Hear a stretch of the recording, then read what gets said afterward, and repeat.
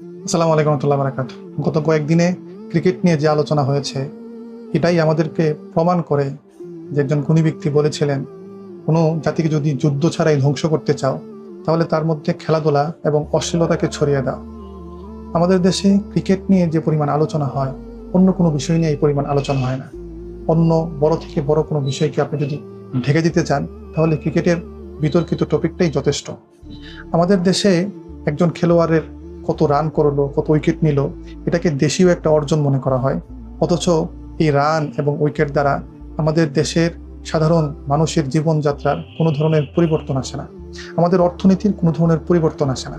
আমাদের দেশের সাধারণ জনগণ নিজের পকেটের টাকা খরচ করে টিকিট কেটে খেলা দেখতে গিয়ে ওই ক্রিকেটারের মাতা পিতা ফ্যামিলি নিয়ে গালাগালি করে আসাটাকেই অনেক বড় অর্জন মনে করে এবং এটাকে নিয়ে বড় হেডলাইন পায়।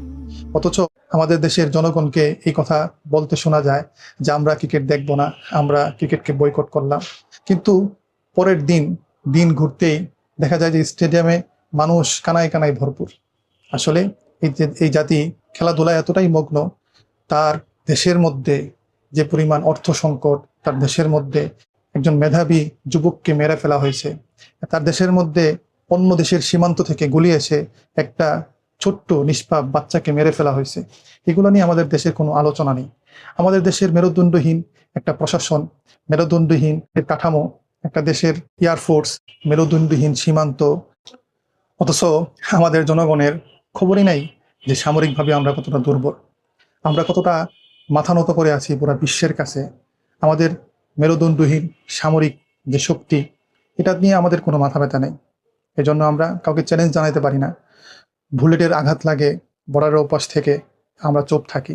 আমাদের দেশকে নিয়ে নানান ধরনের চক্রান্ত করা হয়, আমরা চুপ থাকি, আমরা মগ্ন থাকি।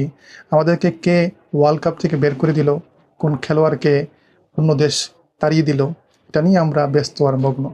এজন্য পরিশেষে আমার একটা উপদেশ থাকবে যে আমাদেরকে ক্রিকেট বিনোদন থেকে দূরে সরিয়ে আমাদেরকে প্রত্যেকটা নাগরিককে সামরিকভাবে ট্রেনিং দেন, যেন আমরা অন্তত নিজের জীবনটাকে রক্ষা করার জন্য যতটুকু শক্তি সামর্থ্য বা যতটুকু সিকিউরিটি প্রয়োজন এটা নিজেরাই দিতে পারি। আসসালামু আলাইকুম, আল্লাহ হাফেজ, ভালো থাকবেন।